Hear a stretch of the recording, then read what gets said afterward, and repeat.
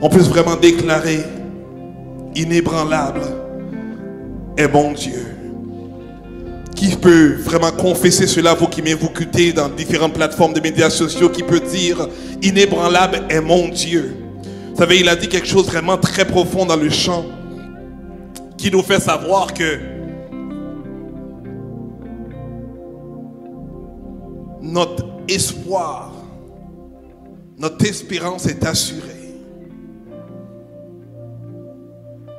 Elle est assurée en Jésus-Christ. Et il a donné cette analogie pour dire que lorsque cette encre, parce qu'elle est une encre à notre âme, que lorsque cette encre elle est tombée dans l'eau, elle assure que qu'importe la grosseur du bateau, le bateau ne bouge pas.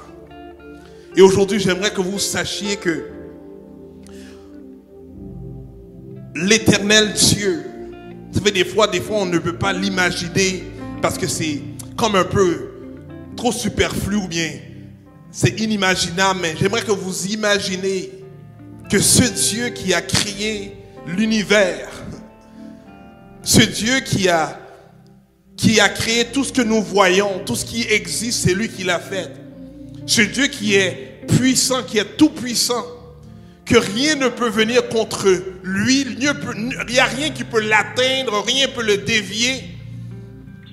Ce Dieu-là dit qu'il veut être ton Dieu, il est ton Dieu.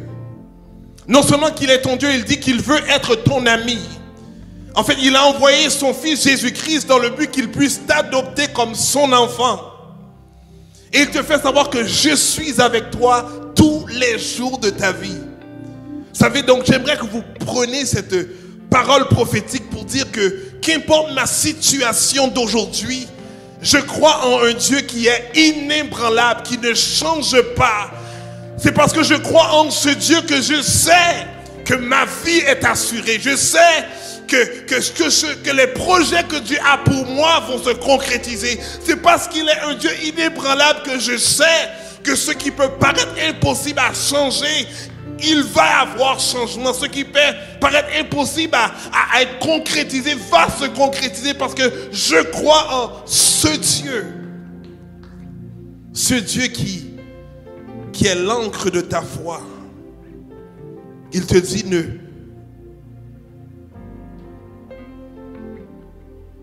ne promène pas des regards inquiets. Mais en toute chose, vous savez, il n'y a personne qui prie en Dieu s'il ne croit pas en lui. Parce que la prière, c'est premièrement de croire qu'il existe et qu'il est le rémunérateur. Donc,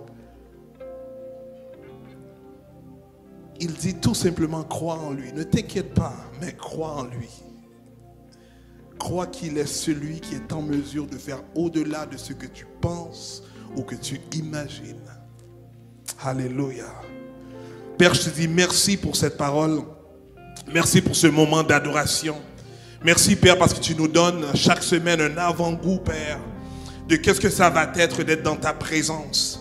Merci, Père, de ton foi saint pour l'accomplissement, Père, des délivrances, des guérisons, Père, des transformations que tu fais au travers, Père, les sessions d'adoration et de louange, Père, au centre de résurrection. Je te dis merci, Père, que tu puisses bénir, Père, ces chants, Père, bénis ces musiciens, bénis, Père, celui qui est dans le technicien de son, Père, dans les médias, Père, que ta bénédiction repose sur ces personnes, Père, qui permet par de facilité, Père, oh, de ta foi, c'est ta gloire de se manifester dans ce lieu, Père. Je te dis merci parce que tu es Dieu.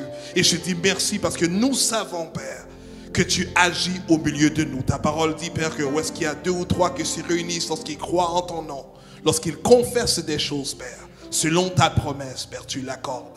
Père, nous te disons merci pour cela, Père. Je prie pas pour ceux, Père, de ton français, peut-être qui pensent, est-ce que c'est possible, est-ce que c'est vraiment réel, Père. Je prie dans le nom de Jésus que tu puisses fortifier leur foi et permettre qu'ils puissent rester siégés en toi, Père. Qu'ils puissent s'agripper, Père, de ton français, dans ton encre. S'agripper, Père, dans l'espoir et dans l'espérance que tu nous donnes, Père, afin que nous puissions voir, Père, l'accomplissement de tes promesses dans leur vie et qu'ils puissent témoigner comment que tu es grand. C'est dans le nom de Jésus que je prie. Amen. Vous écoutez le centre de résurrection, un endroit qui donne la capacité à tout le monde d'aimer, de connecter, de servir. Vous savez, On a tout simplement décidé de faire un peu différent aujourd'hui. Donc, je vais rentrer tout de suite dans la parole de Dieu. Donc, je dis merci vraiment. Je suis vraiment honoré, moi, d'être en fait sur ce podium et de partager en fait cette plateforme avec toutes vraiment ceux dans l'équipe d'adoration et de louange, les musiciens et vraiment les personnes qui facilitent en fait le média, le son. Et également avec vous, je suis vraiment honoré d'être en fait le pasteur du centre de résurrection, d'être parmi vous, d'être en mesure d'avoir cette proximité avec vous. Et ma prière, c'est que je puisse toujours être accessible à quelle que soit la personne, dans le but que je puisse apporter l'aide. Et qui sait si vous également allez m'apporter de l'aide. Parce que je sais que j'ai besoin également d'aide, j'ai besoin également de vos conseils, de vos paroles prophétiques, de ce que vous avez entendu. Et je vais également dire, je sais qu'il y avait notre sœur Ginette qui priait beaucoup pour moi lorsque je lui avais dit que j'avais un défi et je voulais en fait commencer une nouvelle entreprise, ici au Québec et elle m'avait donné une parole prophétique que j'avais lu pendant toute l'année dernière, chaque matin et chaque soir, avant d'aller dormir, parce que je croyais dans cette parole qu'elle avait reçue pour moi quand elle a prié. Et je vais te dire qu'on a reçu la réponse d'ici demain le 20. Il devrait nous donner en fait les derniers documents officiels pour partir l'entreprise que nous voulons faire dans la gloire de Dieu. Donc merci beaucoup Ginette et les autres aussi qui nous ont prié pour moi. Je crois qu'ici au centre de résurrection, lorsqu'on partage nos besoins ou bien partage nos ambitions ou bien partage nos projets et également les défis, je crois que Dieu relève ces défis-là. On avait pendant la semaine de prière, il y avait également une parmi nous qui nous avait mentionné, si vous suivez un peu la politique en fait au niveau d'Haïti, qui est en fait mon pays d'origine, il y a beaucoup de kidnapping qui se fait, etc. Puis elle avait une amie dans laquelle ils avaient kidnappé sa fille. Et de là, pendant qu'on était dans les 21 jours de prière, on a commencé à prier, je pense que c'était la deuxième semaine. Et la dernière semaine, on posait la question, qu'est-ce qui se passe? Qu'on a terminé, on a dit, on aimerait vraiment s'il y a des témoignages de ce qu'on a prié, que Dieu fait, en fait, fait une délivrance, de nous faire savoir. Et elle m'a fait savoir, je pense que c'était la semaine après le jeûne et prière également, que Dieu avait permis qu'il puisse en fait, que la fille puisse retourner chez elle saine et sauf. Donc vraiment, je vous dis qu'il y a des choses qui se passent. Même lorsque vous ne le voyez pas se concrétiser, comme on a dit la semaine passée, on reste, on garde les mémoires de ce que Dieu a fait, des témoignages qu'on entend que Dieu fait, et on croit par rapport à ce qu'il a fait dans le passé, il peut le faire encore aujourd'hui. Donc on ne doit pas s'inquiéter, mais tout simplement se rappeler des bienfaits de Dieu. Et elle serait, en fait, elle est un ancre, elle est un moteur, comme je dis, à la foi, qui fait qu'on puisse demeurer ferme en Dieu. Aujourd'hui, j'aimerais vraiment parler du sujet, toujours par rapport à Jésus-Christ. En fait, là encore la réponse en 2023, mais vraiment comme sous-thème, vraiment la pensée et ses effets, la pensée et ses effets. Saviez-vous que l'homme peut avoir environ 30 000 pensées par jour? Wow, 30 000 pensées par jour qui se passent dans la mémoire, dans la tête, dans le cerveau de l'homme. C'est beaucoup de pensées et la question que je me pose souvent et lorsque j'écrivais ce message, j'ai dit mais quelles sont ces différentes pensées qui se passent en l'intérieur de nos têtes?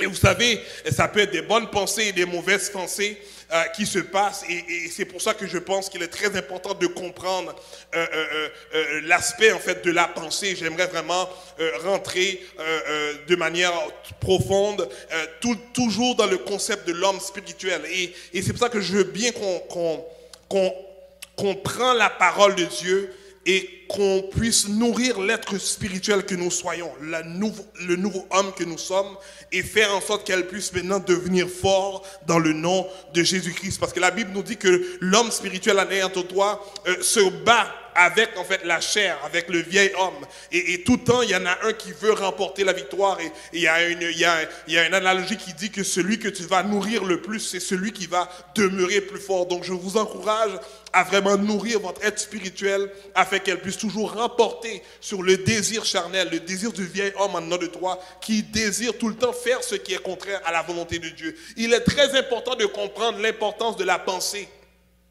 parce qu'elle détermine qui tu es. C'est pour la raison en fait que Dieu nous demande de méditer sa parole jour et nuit, d'être constamment à l'intérieur de sa parole. Vous savez, lorsque tu lis ou écoutes la parole de Dieu, il y a une semence qui vient en fait se planter dans tes pensées. Elle commence à prendre forme en toi sans que tu le saches. La parole de Dieu ne retourne jamais vers lui sans avoir accompli son but, son objectif. Et ça va de même pour tout ce que nous écoutons ou lisons. Et c'est pour cela qu'il est très important de déterminer et de choisir ce qu'on décide d'écouter, ce qu'on décide de lire, ce qu'on décide de voir.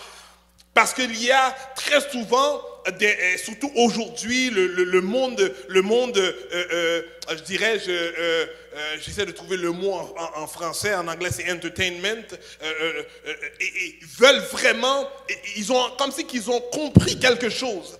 Et maintenant, qu'est-ce qu'ils font? C'est qu'ils mettent souvent des messages subliminaux dans lesquels rapidement on ne se rend pas compte ou très souvent on ne le voit même pas. Mais c'est lorsqu'on va peut-être revoir ou relire ou re-regarder et de même on porte très attention, c'est là qu'on voit maintenant il y a différents messages qui sont écrits en arrière-plan où il y a des entretiens ou bien des différentes conversations qui se passent et on commence à comprendre entre les lignes qu'ils ne sont pas en fait des informations qui sont saines pour maintenant la bonne croissance ou bien le développement de l'homme et très souvent même des enfants. C'est après avoir écouté différentes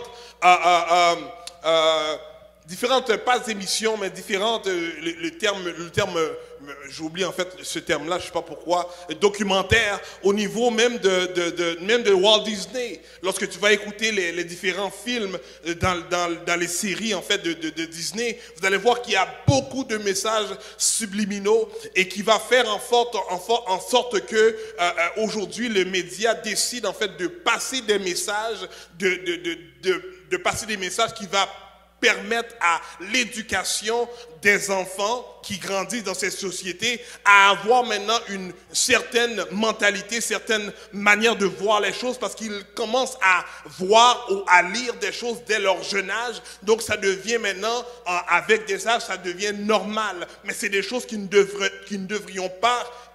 pas être normales parce que c'est des choses qui sont à l'encontre de la parole de Dieu. Mais le fait qu'ils le voient, donc ça devient, ils normalisent les choses au travers ce que tu vois, au travers ce que tu entends, au travers ce que tu lis. Et parce que tu le vois tout partout, donc on veut t'imposer une certaine manière de voir les choses et très souvent ces choses-là sont contraires à la volonté de Dieu. Toute parole qui est relâchée dans l'atmosphère a pour but d'atterrir dans la conscience ou le subconscient de l'homme. Toute parole. Le croyant a pour devoir de discerner cette parole, cette information, afin de la garder ou de la détruire. Donc on doit demander à Dieu, donne-moi ce discernement, afin que je puisse savoir est-ce que je dois prendre cette information-là ou de détruire cette information-là, afin de la garder ou de la rejeter tout simplement. Et si tu n'as pas cette capacité, si tu ne recherches pas d'avoir cette habilité, donc tout va rester dans ta conscience, dans ton subconscient, et que tu veux ou non, elle va se submerger, elle va surgir plutôt, elle va apparaître dans des moments où est-ce que tu ne voudrais pas, mais parce que l'information, elle est demeurée dans ton subconscient et elle fait en sorte qu'elle se nourrit, elle grandit et elle va maintenant t'emmener dans des choses même que toi-même, tu vas commencer à te questionner. Vous savez, l'une des choses que Satan avait faites, c'est qu'il avait demandé à Ève, est-ce que Dieu a réellement dit que tu vas mourir? Il dit non, au contraire, c'est parce que tu vas être comme lui. Parce que tu vas connaître la vérité, tu sauras ce qui est bon, ce qui n'est pas bon. Vous savez, ce qu'il a dit, en fait, a une part de vérité. Parce qu'ils allaient connaître ce qui est mauvais. Mais l'intention de Dieu, c'est qu'il demeurait dans sa présence et fait seulement ce qui est bon. Mais on va voir qu'il va mettre un doute dans ses pensées et faire en sorte que Ève commence à réfléchir et commence à maintenant se re-questionner par rapport à ce qui est vrai. Et c'est ce que maintenant aujourd'hui, les médias, c'est ce que maintenant, un peu partout dans la société, c'est ce qu'ils font. Ils veulent amener un doute dans tes valeurs, amener un doute dans tes perspectives, amener un doute dans ta croyance, parce qu'ils désirent que tu puisses maintenant être, un terme qu'on peut utiliser, être ouvert. Vous savez, j'ai écouté une vidéo cette semaine dans laquelle il montrait, je pense que c'était dans les Grammys, pendant qu'il y avait un des artistes qui est en train de performer. Il faut vraiment que tu le vois. Moi, quand ils l'ont passé 3 fois. Et je pense que c'était la 2e fois ou la 3e fois que j'ai pu le voir. Parce qu'ils m'ont dit, porte attention maintenant. Et c'est là que j'ai porté et que j'ai vu. Et pendant qu'ils étaient en train de performer sur scène, et il y avait des images qui se passaient à l'arrière, des artistes et des danseurs qui dansaient. Et tout d'un coup, vous voyez apparaître le mot Satan. Pendant peut-être 1 millième ou 2 millièmes de seconde, très vite ça apparaît, puis ça part. Et nous regardons les choses et très souvent c'est parce que quand tu vas prendre des cours qui te permettent en fait d'observer des choses, quand tu te focalises sur une chose dans ce que tu regardes, très souvent tu ne vois pas qu'est-ce qui se passe alentour de cette chose laquelle que tu regardes. Il y a même des différentes clips dans l'internet, tu peux regarder, ils vont te demander de regarder, de focaliser sur quelque chose, sur un point dans la vidéo, et par la suite il nous pose la question, est-ce que tu as vu telle chose qui s'est produite en arrière? Et très souvent on ne le voit pas, et c'est lorsque tu vas regarder la vidéo, tu vas voir que des fois il y a d'autres personnes qui bougent, ou il y a quelqu'un qui passe en arrière-plan, que tu n'as pas porté attention. C'est parce que très souvent tes yeux sont focalisés sur une chose et ne voient pas ce qui est en arrière, mais ce qui ne veut pas dire que tes yeux ont capté tout ce qui s'est projeté sur l'image. Vous savez, le livre de Proverbes 23 verset 7 va nous dire: l'homme est comme les pensées de son âme. L'homme est comme les pensées de son âme. Il y a un érudit qui s'appelle Descartes qui a dit: tel que je pense, tel que je suis. Je pense, donc je suis. Vous savez, nous pouvons la détruire. Toute mauvaise pensée, toute mauvaise conception, toute mauvaise parole, on a cette possibilité de la détruire, parce que les armes que Dieu nous donne, elles sont à notre disposition pour détruire les forteresses tenues par le diable, tenues par Satan en face de nous. Les armes de Dieu sont la prière, sont la foi, l'espérance, l'amour, la parole de Dieu, le Saint-Esprit. Elles sont puissantes et efficaces pour renverser les raisonnements contre la foi ainsi que les mises en place pour empêcher les hommes de venir à Dieu, de venir à Jésus. Apôtre Paul va nous dire très souvent, il va utiliser très souvent des termes militaires pour décrire le combat contre le péché et Satan. Rappelez-vous que je vous ai dit la semaine passée que Jésus est le chef suprême de l'Église.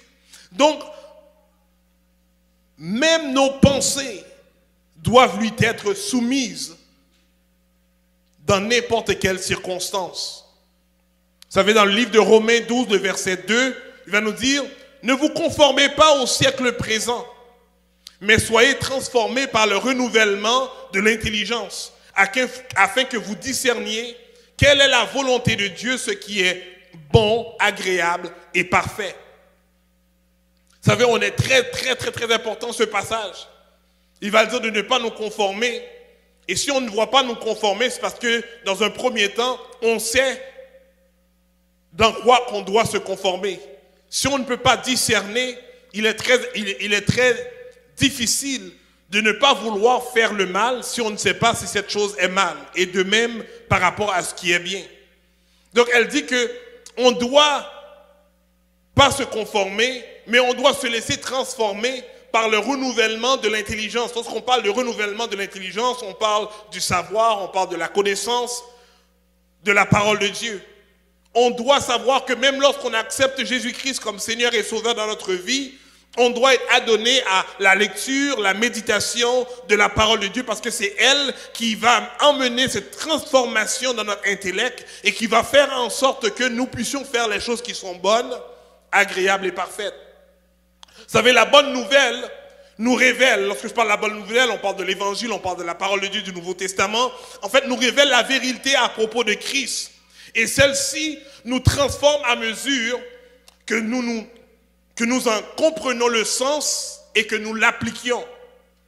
Si on ne connaît pas et si on n'applique pas, comme on a vu la semaine passée, la foi, elle doit être accompagnée par la parole, donc par nos actions. Donc la parole doit être accompagnée par nos actions. Mais si on ne connaît pas la parole, on ne peut pas maintenant l'appliquer. On ne peut pas avoir une action qui va corroborer en fait ce que nous disons.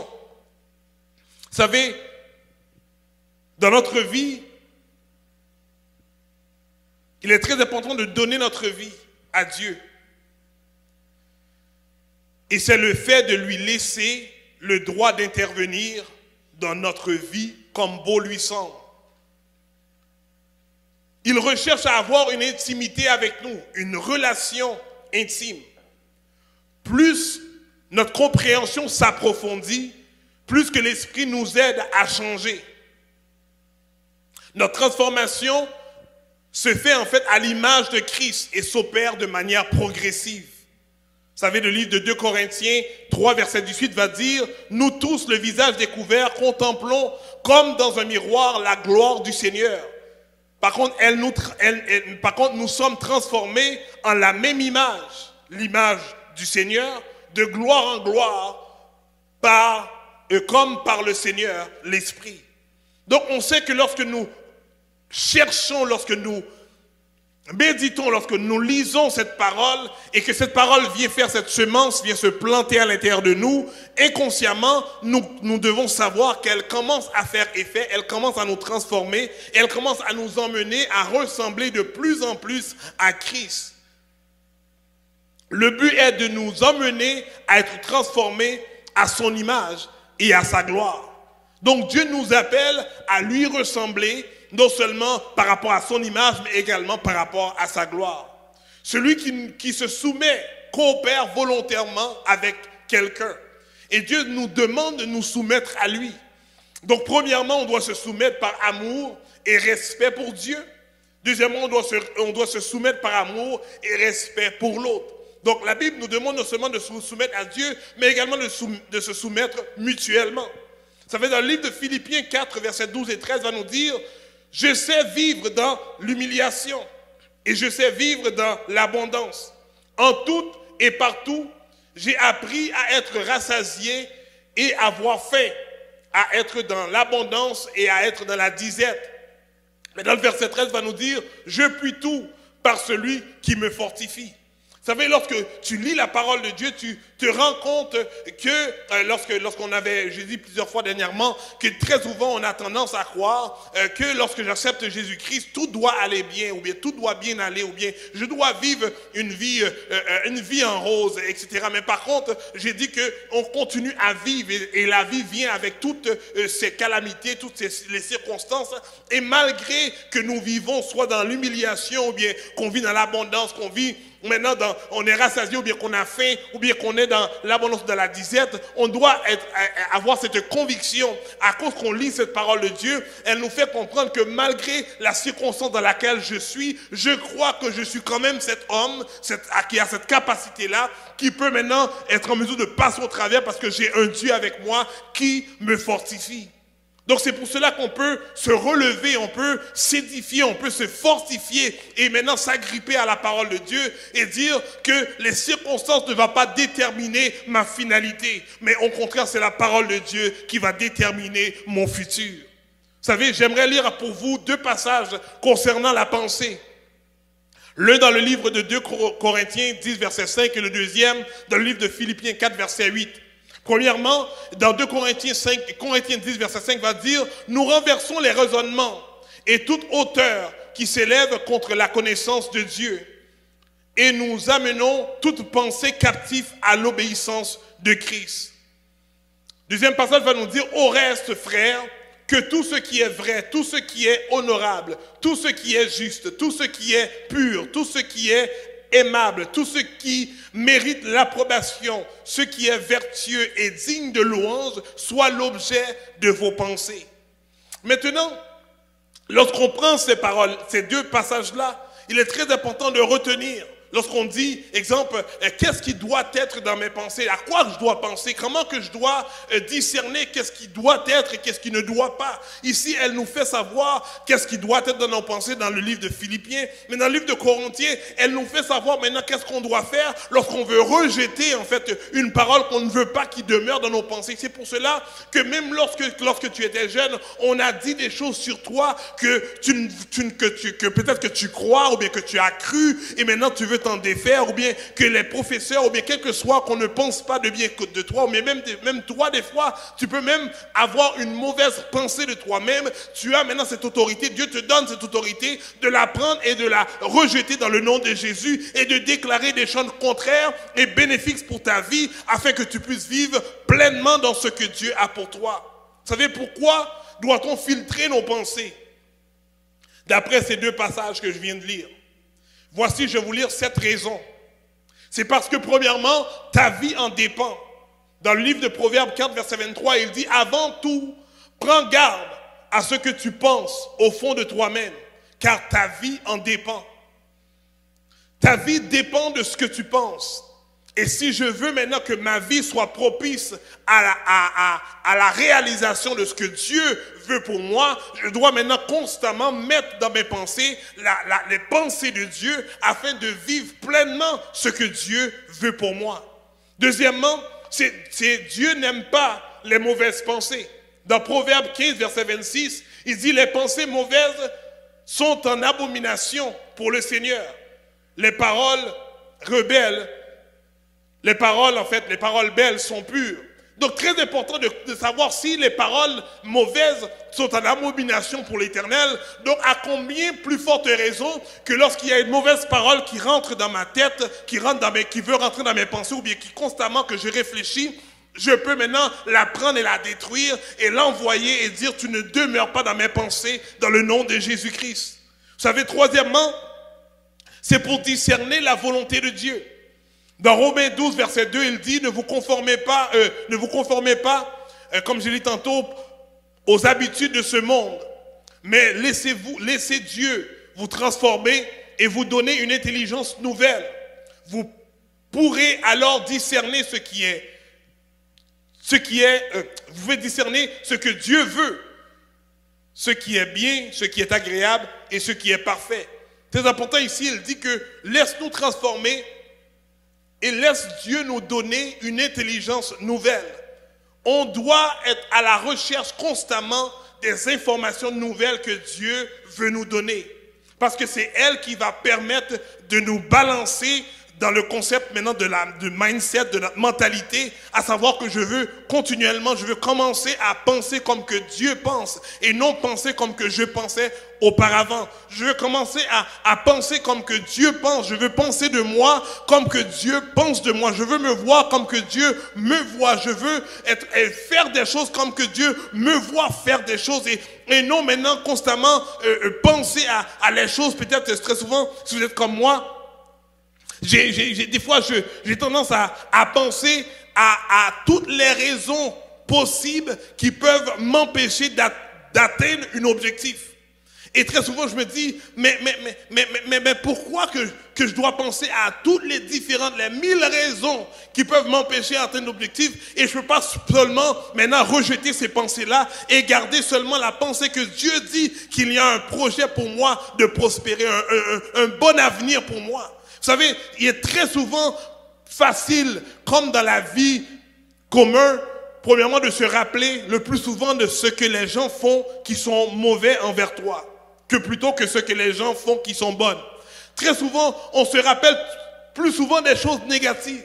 Mais on doit commencer à changer cette mindset-là et de dire non, moi je veux penser aux choses positives, je veux changer aux choses bonnes de Dieu, je veux penser aux choses agréables de Dieu, je veux penser aux choses maintenant qui sont bénéfices pour moi, qui sont là pour me construire, qui sont là pour m'aider maintenant à me valoriser et faire en sorte que je puisse savoir qui je suis et que je peux me diriger dans l'endroit où est-ce que Dieu veut que j'aille. Vous savez, on dit très souvent que si tu as un objectif devant toi, la première personne ou bien la personne la plus en autorité ou bien capable de t'empêcher à atteindre ce que tu désires d'atteindre, c'est toi-même.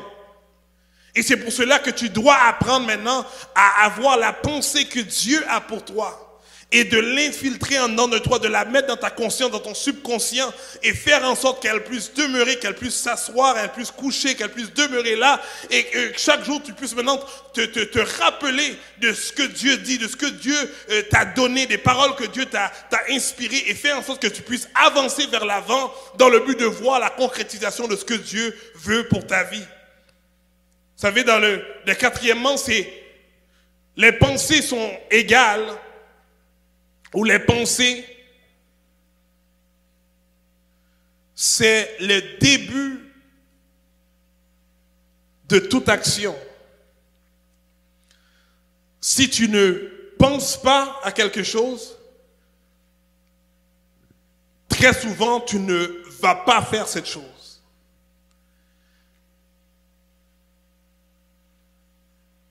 La pensée, elle est le début de ton action.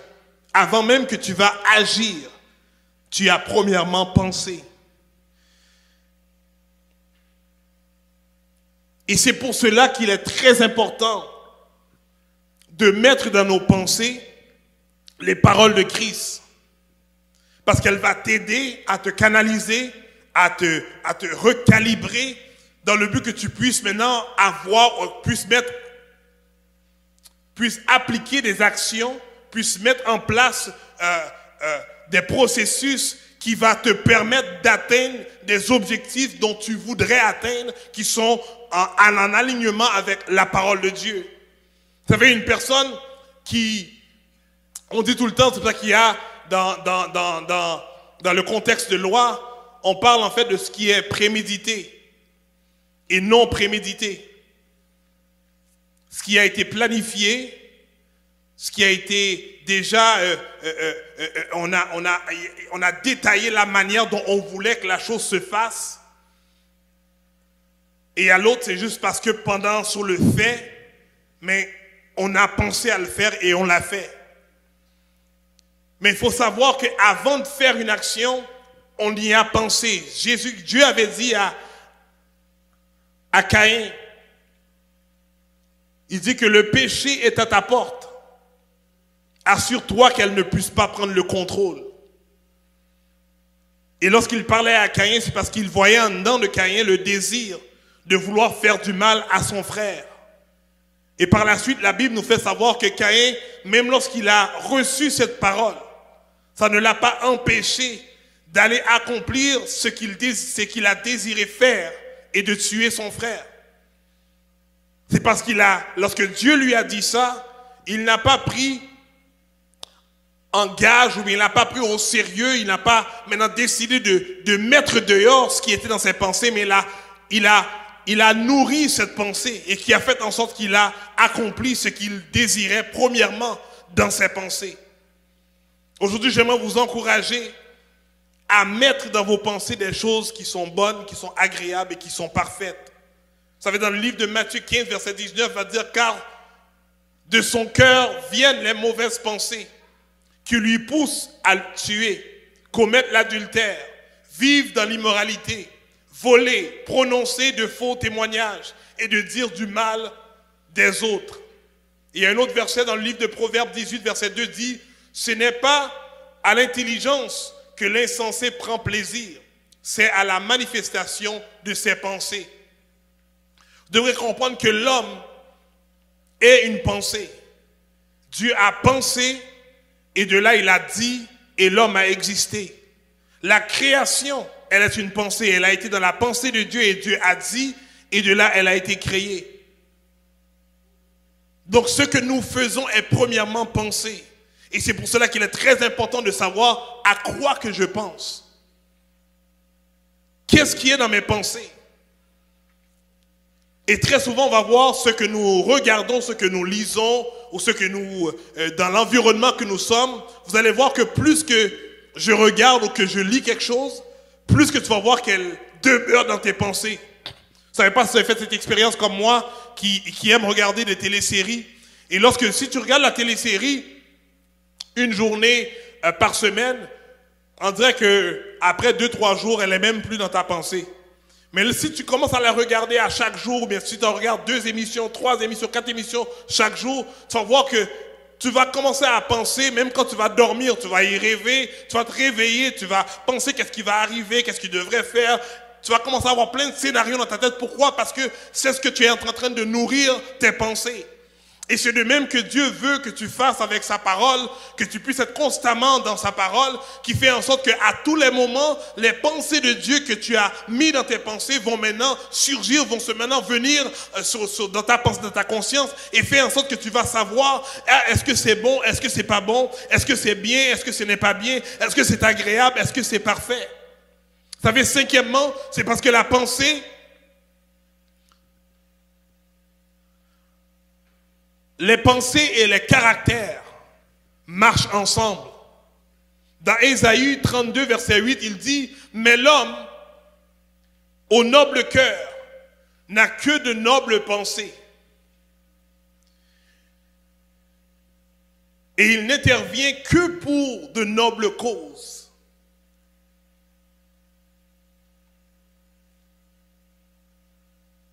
Dans Éphésiens 4, verset 17, il va dire, voici donc ce que je vous demande avec instance au nom du Seigneur. Ne vous conduisez plus comme les païens que leurs pensées mènent au néant. Il faut savoir c'est quoi que je dois avoir dans mes pensées. La pensée, elle est très importante. On ne doit pas la négliger. On doit savoir qu'est-ce qu'on nourrit. Qu'est-ce que je nourris dans mes pensées?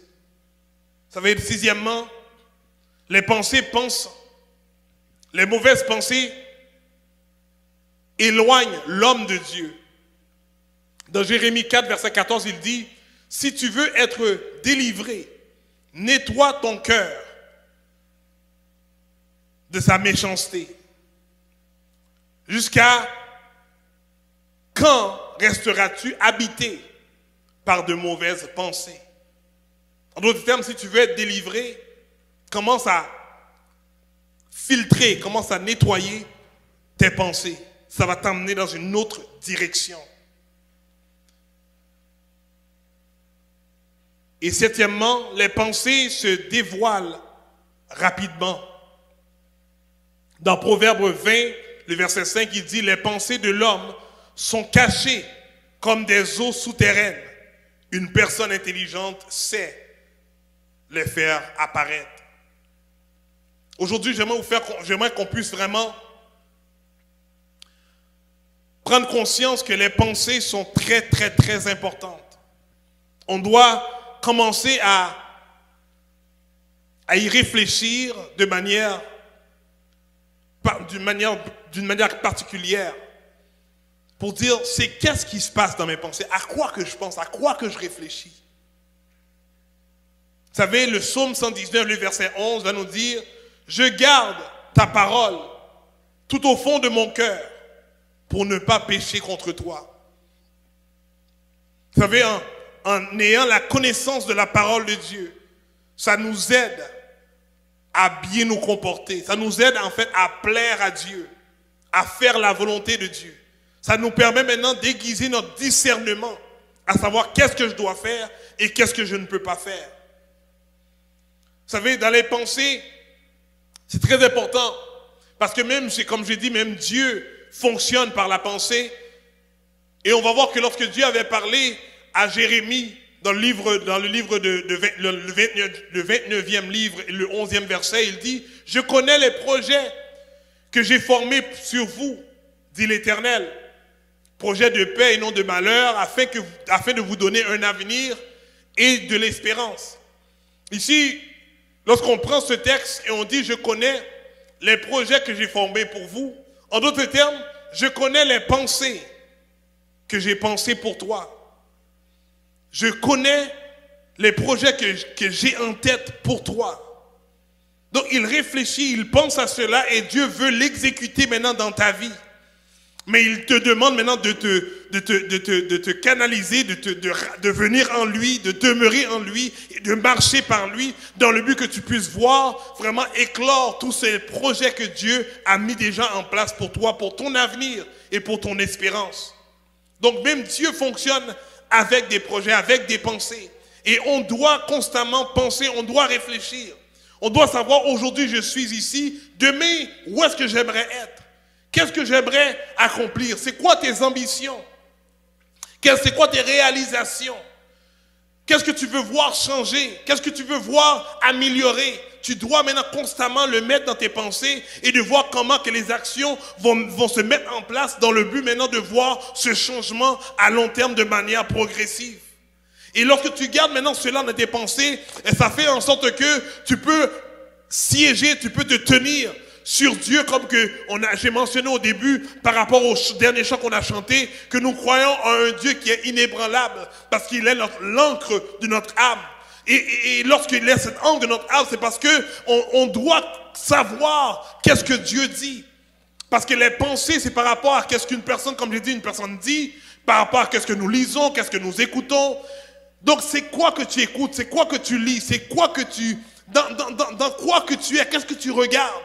Est-ce que tu passes du temps à connaître ton Dieu? Est-ce que tu passes du temps à connaître qui il est, afin de connaître qui tu es?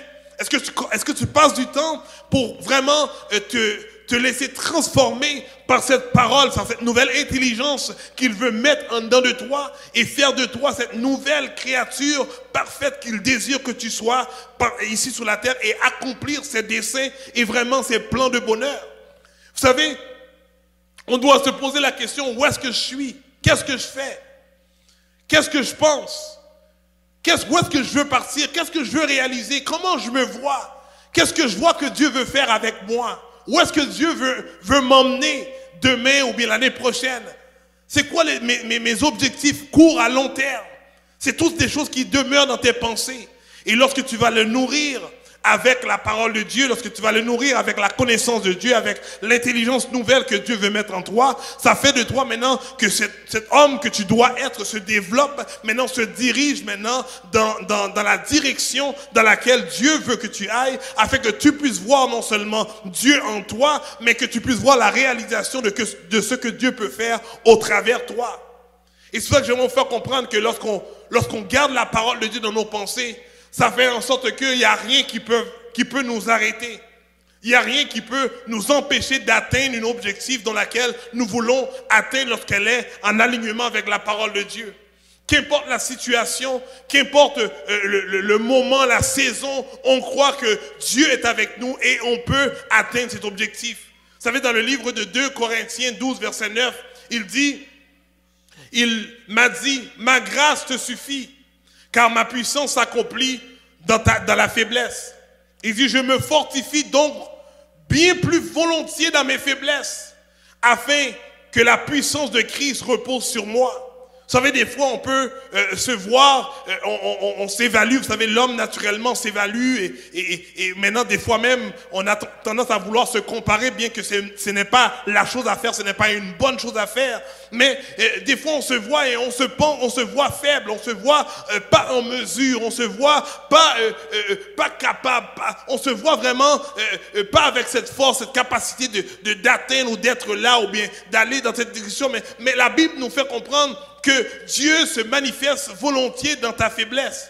C'est lorsque tu es faible, c'est alors que tu es fort. Mais il faut comprendre cela, c'est parce que lorsque je suis faible, c'est parce que et lorsque je deviens fort en Christ, c'est parce que je suis en Christ.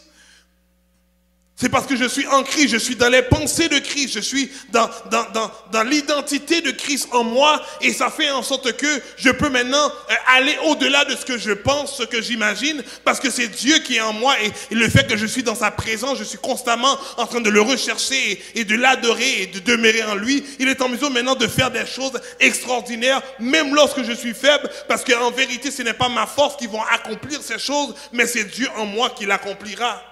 Dans le livre d'Éphésiens 3, verset 16, il va nous dire, « Il vous donne, selon la richesse de sa gloire, d'être puissamment fortifié par son esprit dans l'homme intérieur. » Donc le désir de Dieu, c'est vraiment de te fortifier, de t'équiper dans ton homme intérieur, et que cet homme intérieur, maintenant, lorsqu'elle devient apte maintenant à fonctionner ou à faire des choses, maintenant tu es en mesure, maintenant même toi, d'être surpris de qu'est-ce que Dieu peut faire au travers de toi par rapport à qu'est-ce qu'il a mis, qu'est-ce qu'il a semé en toi, qui maintenant prend vie par rapport à ce que tu peux accomplir dans la vie.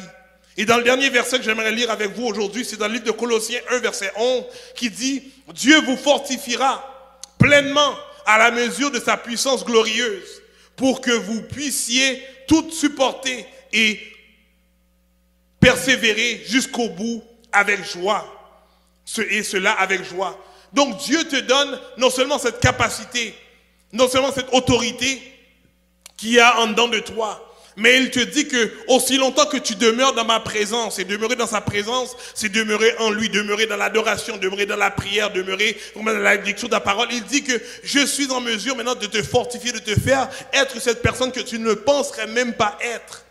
Vous savez, il y a des gens qui sont mis dans des positions que même eux autres, ils disent « Waouh, je ne sais même pas comment que je fais pour être là. » Mais c'est parce qu'ils ont demeuré en Dieu, et Dieu les a positionnés, Dieu les a donné cette intelligence spirituelle, cette capacité d'opérer, dans laquelle il peut maintenant se mettre dans des endroits, et qui peut même éblouir et épartir des gens même qui peuvent les écouter.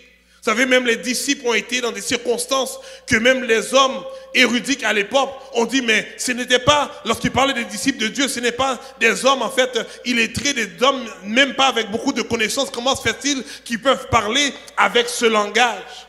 Aujourd'hui, j'aimerais vous faire comprendre que lorsqu'on recherche Dieu, lorsqu'on recherche sa parole, lorsqu'on demande à Dieu de faire en sorte que ta parole puisse siéger en moi, siéger dans mes pensées, siéger dans mon subconscient, dans ma conscience, elle va faire en sorte qu'elle va permettre que tu vas grandir, tu vas avoir cette nouvelle perception de qui tu es, et tu vas marcher pas avec cet air hautain ou bien orgueilleux, mais avec en fait cette assurance de qui tu es, de qui Dieu est en toi, et tu vas être en mesure maintenant de fonctionner dans ton élément et de faire des choses extraordinaires, parce que Dieu a le désir que non seulement que tu puisses lui ressembler, mais que tu puisses recevoir en image, mais également en gloire. Et lorsqu'il dit « je veux que tu ressembles en image et en gloire », c'est parce qu'il désire faire éclater des choses au travers de toi, afin que les gens puissent être épatés de ce qu'ils voient, de ce que tu fais, de ce que tu dis, de la manière dont tu es, de ce que tu emmènes sur la table, parce que Dieu a fait de toi une personne exceptionnelle, une personne unique, qui peut maintenant faire les gens venir vers lui. Donc je vous encourage aujourd'hui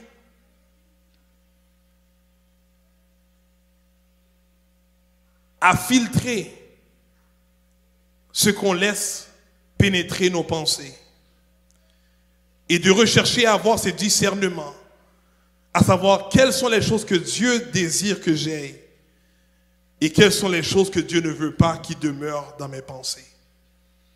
Et lorsque je garde ces choses-là en moi, je suis en mesure de laisser Dieu me transformer de l'intérieur, afin de me voir apparaître, afin de le laisser voir apparaître de l'extérieur, et même toi, être saisi, être épaté du résultat de qu'est-ce que Dieu veut faire avec toi. Donc je vous encourage à savoir que la pensée a beaucoup d'effets. Comme que tu penses, c'est comme que tu es. Et si tu penses que tu es comme Dieu, comme la parole de Dieu prescrit que tu devrais être, je te dis que tu vas te voir agir et faire les choses que Dieu lui-même, que Jésus lui-même a faites sur la terre. Seigneur, pendant qu'on se demande de courber vos têtes, Père Céleste, en Jésus-Christ, je te dis merci.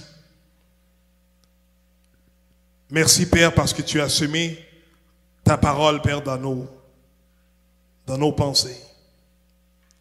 Et je prie dans le nom de Jésus qu'elle puisse grandir et qu'elle puisse porter fruit. Je prie, Père, de ton français, que tu puisses te donner ce discernement à rejeter ce qui est mauvais, ce qui est destructif. Et que ta parole, Père, de ton français de vie, et ta parole, Père, de ton français, Papa, de bienfaisance, d'amour et de paix puisse demeurer et nous aider à nous fortifier. Et afin que nous puissions, Père, réaliser toutes les choses que tu désires que nous réalisons sur cette terre. Père, je prie dans le nom de Jésus que nos pensées soient captives à ta parole, à ta volonté, et que nous puissions voir les résultats de qui tu es en nous. Et nous pouvons, Père, témoigner ton nom, parce que tu es bon. Père, je te dis merci une fois de plus pour ton amour et ta grâce. C'est dans le nom de Jésus. Amen.